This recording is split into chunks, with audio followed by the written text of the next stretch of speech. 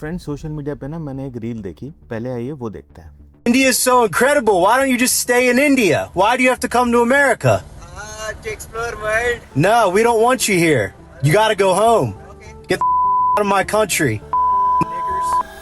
जब मैंने इस रील को सबसे पहले देखा ना, मैं आपको बता नहीं सकता मुझे कितना बुरा लगा। एक्चुअल में ऐसा ही कुछ मेरे साथ भी हुआ है, एक नहीं दो बार। एक बार मेरे साथ और एक बार मेरे बच्चों के साथ। तो जो मेरे साथ हुआ था आपको वो बताता हूँ। मुझे याद है मैं उस समय वेन में रहता था और वेन के पास एक सिटी है पैटरसन, वहाँ पे एसएसएन का ऑफिस था। तो मैं शुरू में काफी बार आता जाता था वहाँ पे। तो मुझे रीजन फ्रेंड्स याद नहीं है कि ऐसा क्यों हुआ था, बट एग्जैक्ट लोकेशन, किसने कहा था, कैसे कहा था, वो सब एक मेंटल फ्रेम में मेरे बैठा हुआ है। मैं रोड क्रॉस कर रहा था, हो सकता है मैं शायद गलत रोड क्रॉस कर रहा हूँ या मुझे सिग्नल का एग्जैक्ट आइडिया नहीं हो उस समय, बट पेडेस्ट्रियन वॉक पे ही था। मैं रोड क्रॉस कर रहा हूँ और पीछे से अचानक से एक आदमी मुझे चिल्ला के कहता है, hey you go back to your country. Exactly जैसा ये कपल ने अभी रिएक्शन दिया है ना, वही मेरा रिएक्शन था। वो बात खत्म हो गई, उस बात को सालों हो गए। मैं यूएस 12 साल वीपी की पोजीशन से भी रिजाइन करके आया, लेकिन वो बात मैं कभी भूला नहीं।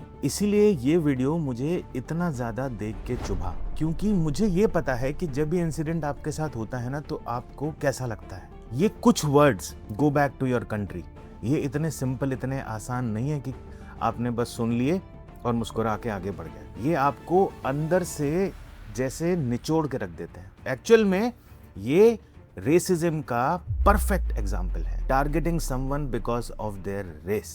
इस रील को देख के मेरे लिए ना दो चीजें क्लियरली स्टैंड आउट करती हैं। पहला तो इस कपल का रिएक्शन, अनप्रोवोक्ड इनको चैलेंज किया गया या अनप्रोवोक्ड इनको गाली दी गई और फिर भी ये स्माइल करके वहां पे खड़े हैं। एक तो ये भी है कि जिस बंदे ने भी ये किया है उससे लड़ने की स्थिति में भी आप बाहर होते हैं तो नहीं होते। इनफैक्ट आपके मुंह पे अगर आपको कोई ऐसा बोल के चला जाएगा तो आप 5 मिनट तक तो यही सोचते रहेंगे इसको जवाब दूं क्या, क्योंकि एक तरफ आपका मन करेगा कि मैं भी इसको पलट के कुछ बोल दूं, दूसरी तरफ आपका दिमाग बोलेगा कि मैं बोलूं तो बोलूं क्या। दूसरा मैं ये सोच रहा था कि इस रील पे तो बवाल मच जाएगा, तो उसी को सोच के मैंने कमेंट सेक्शन खोला इंस्टाग्राम पे और जानते हैं मैंने क्या देखा? कमेंट सेक्शन इस कपल के सपोर्ट के लिए नहीं, इस कपल का मजाक उड़ाने के लिए कमेंट से भरा पड़ा है। कोई कह रहा है क्यों पढ़े हो, कोई कह रहा है एक्चुअली वी डिजर्व दैट, चमचे अमेरिका में भी फेमस हैं, बहुत अच्छा किया। किसी ने तो इसको पर्सनैलिटी और सेल्फ कॉन्फिडेंस से ही जोड़ दिया कि जिम जाया करो।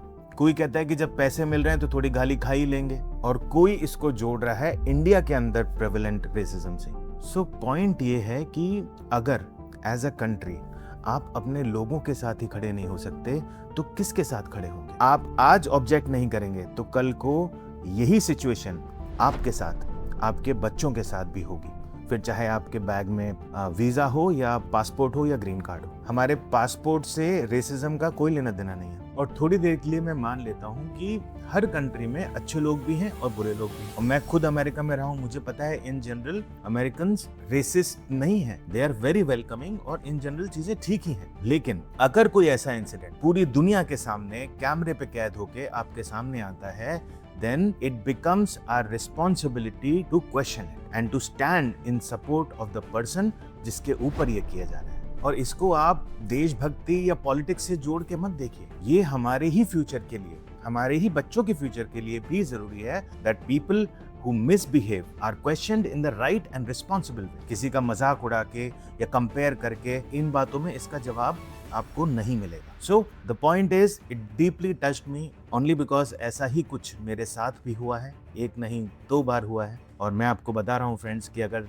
जिसके साथ ऐसा होता है वो ये इंसिडेंट लाइफ में कभी नहीं भूलता। एनीवेज, उम्मीद करेंगे कि ऐसा कभी आगे से ना हो, और हो तो हम उसके साथ खड़े हों। देखने के लिए बहुत बहुत धन्यवाद। नमस्ते।